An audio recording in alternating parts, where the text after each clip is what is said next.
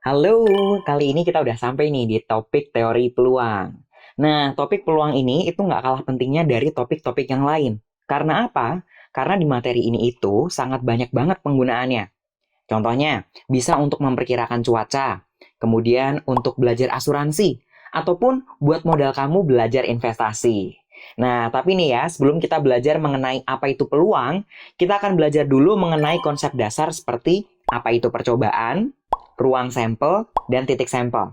Nah, setelah itu, kita akan belajar mengenai kejadian dan jenis-jenis kejadian. Yaudah, yuk semangat kita belajarnya.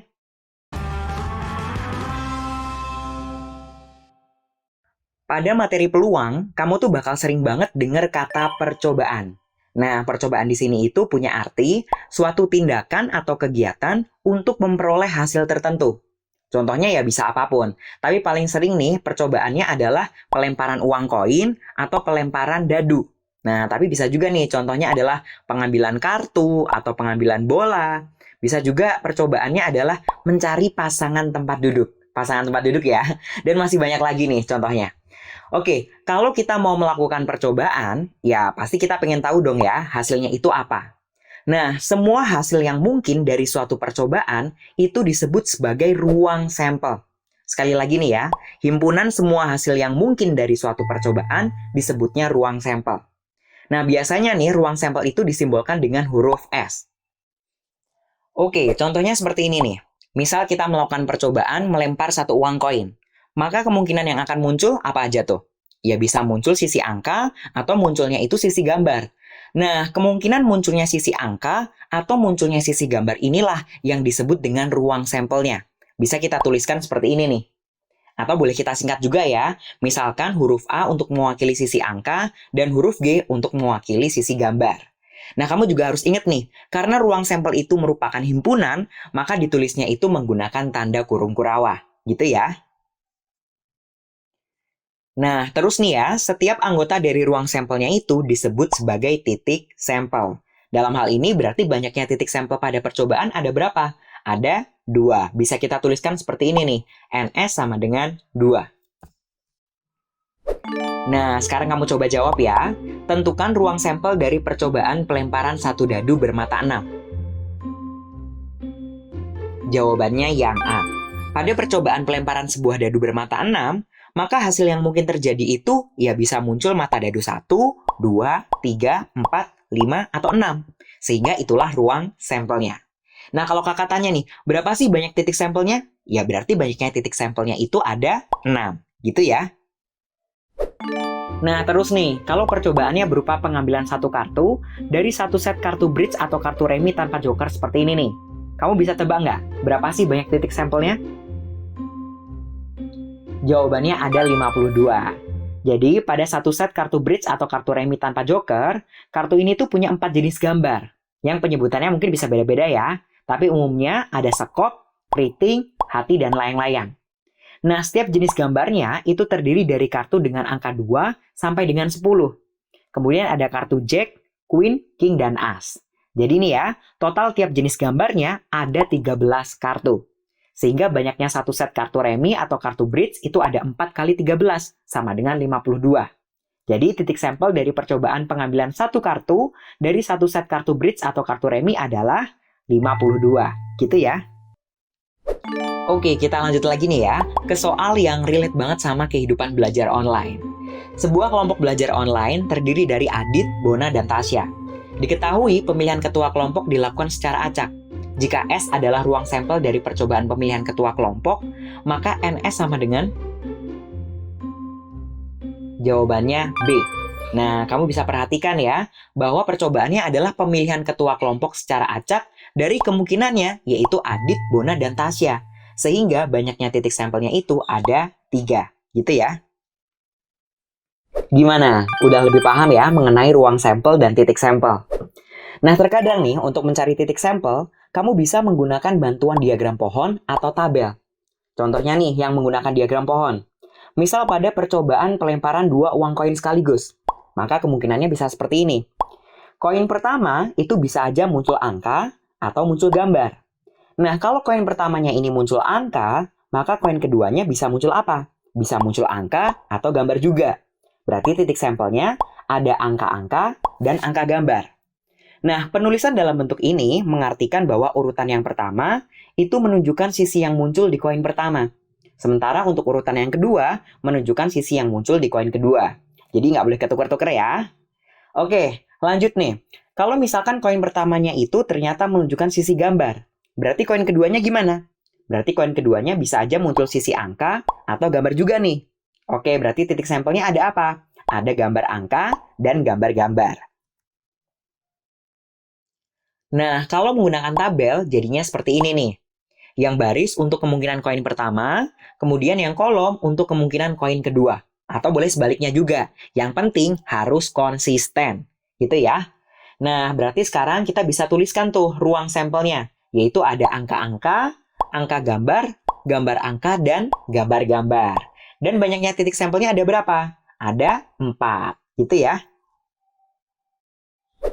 Oke, sekarang kamu coba ya.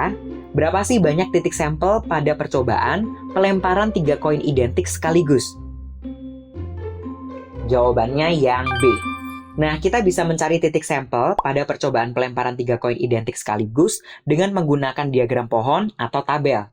Nah, kalau diagram pohon, seperti ini nih. Untuk koin pertama, itu kan kemungkinannya ada 2 ya. Bisa angka atau bisa gambar. Begitupun untuk koin kedua dan koin ketiga. Nah, sekarang kamu bisa lihat tuh titik sampelnya seperti ini. Kalau menggunakan tabel, kita bisa buat tabel untuk pelemparan 2 koin terlebih dahulu, seperti ini. Lalu kemudian, kita bisa buat tabel baru dengan menambahkan kemungkinan koin yang ketiga. Nah, sekarang dapat deh ruang sampelnya adalah seperti ini. Dan kita bisa hitung ya, banyaknya titik sampelnya itu ada 8. Nah, kalau sekarang percobaannya itu pelemparan 1 uang koin dan 1 dadu bermata 6. Berapa sih banyak titik sampelnya?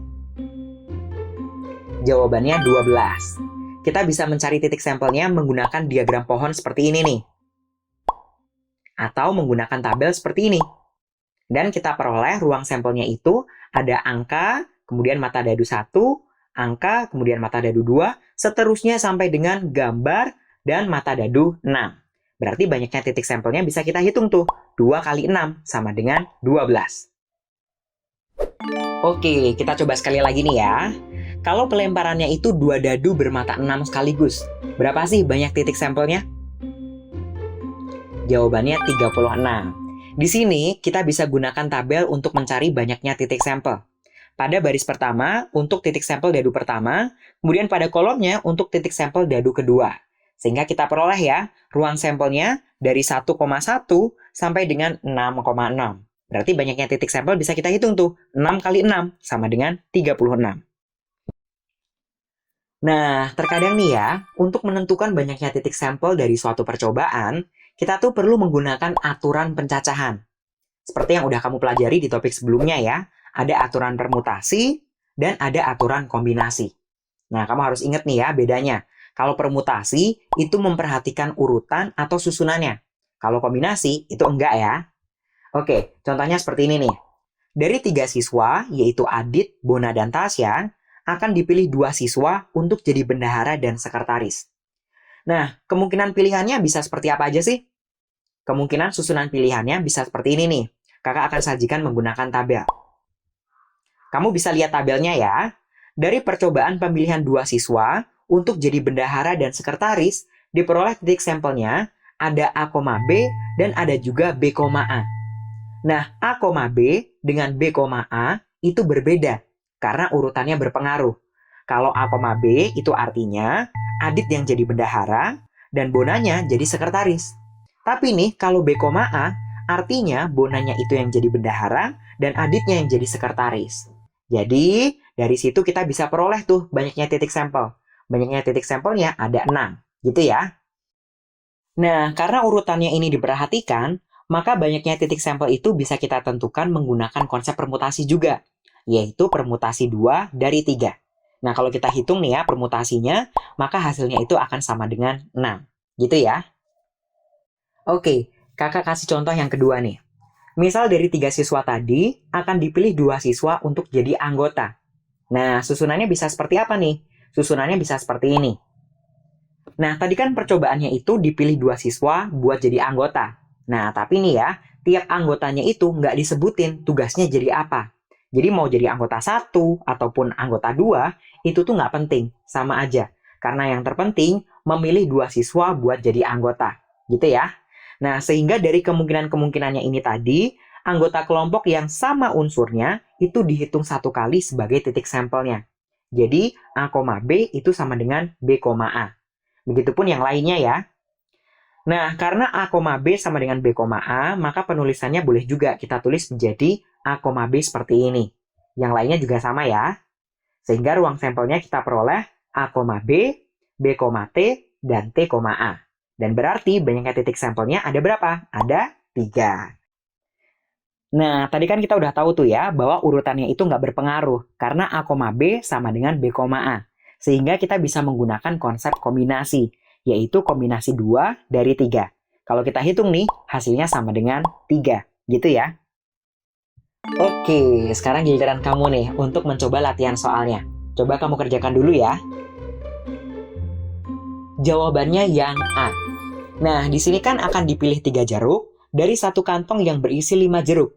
Berarti pemilihan 3 unsur dari 5 unsur. Nah, karena urutannya ini tidak berpengaruh ya, urutan pengambilannya, maka kita bisa menggunakan konsep kombinasi, yaitu kombinasi 3 dari 5. Nah, nanti kalau udah kita hitung, diperoleh hasilnya sama dengan 10. Jadi, banyaknya titik sampel pada percobaan pemilihan 3 jeruk dari satu kantong berisi 5 jeruk adalah 10. Gitu ya. Nah, gimana? Udah makin paham nih ya mengenai ruang sampel dan cara mencari banyaknya titik sampel menggunakan aturan pencacahan. Nah, dari suatu ruang sampel, kita tuh bisa menentukan beberapa kejadian. Pengertian dari kejadian adalah himpunan bagian dari ruang sampel. Nah, biasanya nih suatu kejadian itu dinotasikan dengan huruf kapital. Misalnya nih, kejadian A. A merupakan himpunan bagian dari S. Kalau kita gambar menggunakan diagram Venn, gambarnya seperti ini nih. Oke, biar lebih paham, kakak kasih contohnya nih. Pada percobaan pelemparan dadu bermata 6, kita kan udah tahu tuh ya, ruang sampelnya ada mata dadu 1 sampai dengan mata dadu 6. Nah, kemudian misalkan nih ya, kakak pingin muncul kejadian mata dadu genap. Nah, maka kita bisa definisikan tuh, kejadian A sebagai kejadian munculnya mata dadu genap. Nah, anggota himpunan A-nya ada apa aja? Berarti yang genap-genap aja tuh. Ada mata dadu 2, 4, dan 6. Nah, berarti banyaknya anggota A ada berapa? Ada 3. Gitu ya.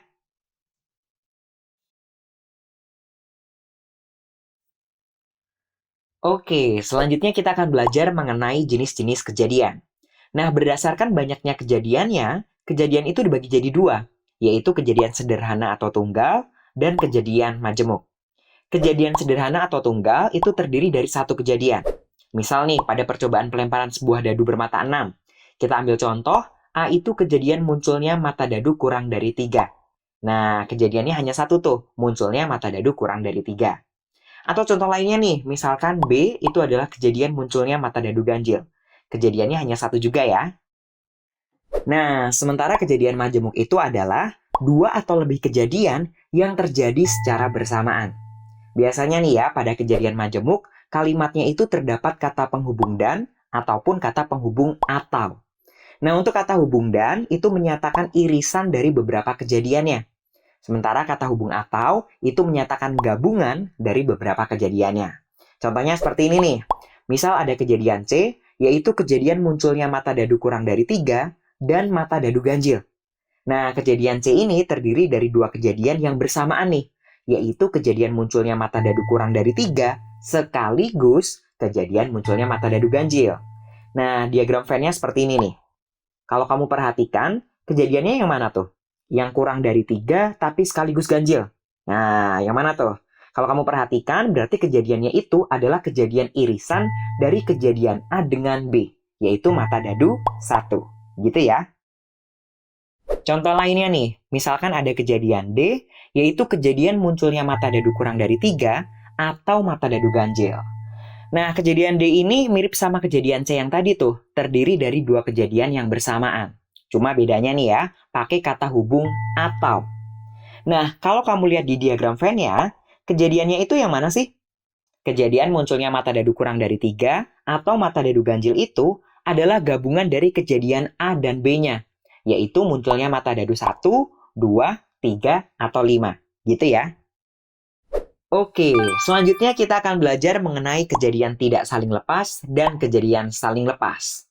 Kejadian tidak saling lepas adalah dua atau lebih kejadian yang beririsan, atau banyak irisannya itu nggak sama dengan 0. Contohnya ya, seperti kejadian A dan kejadian B yang tadi tuh.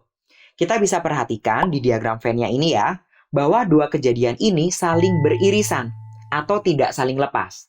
Kita bisa cek juga dari banyaknya irisan yang nggak sama dengan 0 tuh. Banyak anggota irisannya ada berapa tuh? Ada 1 ya, yaitu munculnya mata dadu 1. Nah, mungkin kamu kepikiran nih, apa sih akibat dari dua kejadian tidak saling lepas ini? Akibatnya itu ada di penghitungan banyak anggota gabungannya. Banyak anggota gabungan dua kejadian tidak saling lepas sama dengan jumlah banyak anggota dua kejadian dikurangi banyak anggota irisannya. Contohnya nih ya, tadi kan kita udah tahu tuh, A gabungan B itu ada 1, 2, 3, 5. Berarti banyak anggota gabungannya ada 4. Nah, kalau kita gabungin dua kejadian yang tidak saling lepas, maka untuk menghitung banyak anggota gabungannya, kita nggak boleh tuh, hanya menjumlahkan kedua anggota kejadiannya. Karena apa? Karena ntar jadi salah. Tahu nggak kenapa bisa salah? Karena kalau kita langsung jumlahin banyak anggota dua kejadiannya, maka bagian irisannya itu kehitung 2 kali. Maka dari itu, penghitungan banyak anggota gabungan dua kejadian yang tidak saling lepas adalah jumlah banyak anggota dua kejadiannya dikurangi banyak anggota irisan kejadiannya. Nah, yang dicontoh tadi ini, kita kan udah tahu tuh ya, banyak anggota irisannya itu ada 1. Sehingga kita bisa hitung tuh banyak anggota gabungannya. Berarti 2 ditambah 3, terus dikurangi 1. Hasilnya sama dengan 4. Nah, udah bener nih, anggota gabungannya ada 4. Gitu ya. Selanjutnya, kita belajar kejadian saling lepas. Kejadian saling lepas adalah dua atau lebih kejadian yang nggak bisa terjadi bersama-sama. Atau banyak irisan kejadiannya sama dengan 0. Gambarnya seperti ini nih. Oke, kakak kasih contoh ya. Misal kejadian A adalah kejadian munculnya mata dadu 2. Dan kejadian B adalah kejadian munculnya mata dadu ganjil. Kalau kita lihat di diagram Venn, gambarnya seperti ini nih. Kamu bisa perhatikan bahwa kejadian A dan kejadian B-nya itu saling lepas, tidak beririsan, atau banyak irisannya itu sama dengan 0. Gitu ya. Nah, terus apa sih akibat dari dua kejadian saling lepas ini? Akibatnya, banyak anggota gabungan dua kejadian saling lepas sama dengan penjumlahan dua anggota kejadiannya. Hal itu dikarenakan banyak irisannya sama dengan 0. Contohnya nih ya, di kejadian yang tadi. Anggota gabungan A dengan B itu kan sama dengan 4. Nah, kalau kita hitung masing-masing nih ya, jumlah banyak kejadian A ditambah dengan banyaknya anggota B itu sama dengan 4. Nah, hal ini membuktikan kalau kejadian A dengan B itu adalah kejadian yang saling lepas.